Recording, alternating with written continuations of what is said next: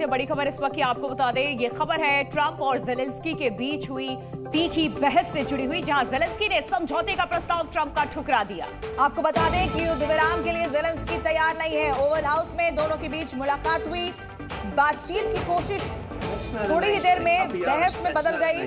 तीखी बहस दोनों नेताओं के बीच में। इसके बाद जो साझा प्रेस कॉन्फ्रेंस दोनों नेता करने वाले थे वो भी रद्द हो गई। जेलेंस्की ने कह दिया कि आप हम पर दबाव नहीं डाल सकते हैं, और इसके बाद डोनाल्ड ट्रंप की तरफ से कहा गया कि आप अंजाम भुगतने के लिए तैयार रहिए। अब से यूक्रेन के बुरे दिन शुरू होते हैं, पुतिन ने।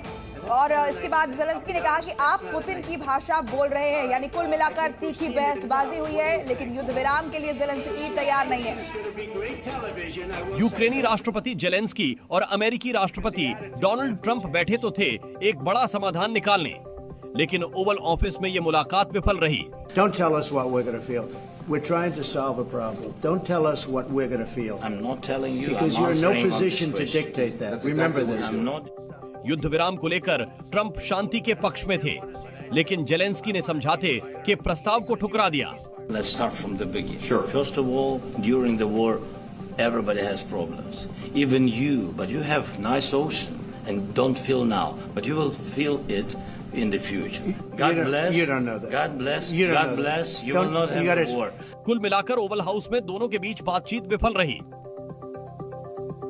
तो देखा आपने किस तरीके से तीखी नोकझोंक हुई है। यहां ट्रंप समझाते जेलेंस्की को नजर आए, लेकिन जेलेंस्की ने इस प्रस्ताव को ठुकरा दिया। अब 10 ऐसे कौन से बड़े सवाल खड़े हो रहे हैं वो भी जान लीजिए।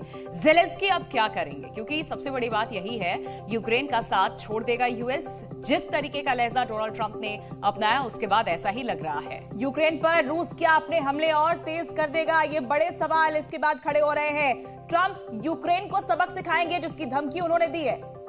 अमेरिका हथियारों की सप्लाई बंद कर देगा यूक्रेन को, क्योंकि अमेरिका लगातार यूक्रेन को मदद करता रहा है। अमेरिका फिर बातचीत की पहल करेगा जेलेंस्की से, या ये बातचीत यहीं खत्म होगी? जेलेंस्की फिर बातचीत को तैयार होंगे क्या आगे? और वहीं तीसरा विश्व युद्ध क्या इसके बाद शुरू होगा, क्योंकि मध्यस्थता की कोशिश की गई वो बेकार रही। जेलेंस्की को अब कौन बचाएगा? खुली धमकी अमेरिका की तरफ से दी गई है, या फिर बड़ा सवाल ये भी है कि भारत भी क्या कुछ हस्तक्षेप इस मामले में कर सकता है? ये 10 बड़े सवाल है। तीखी बहस के बाद ये सवाल उठ रहे हैं कि आखिर जिस तरीके से डोनाल्ड ट्रंप ने धमकी भी दी है यूक्रेन को, उस पर अब आगे क्या होगा।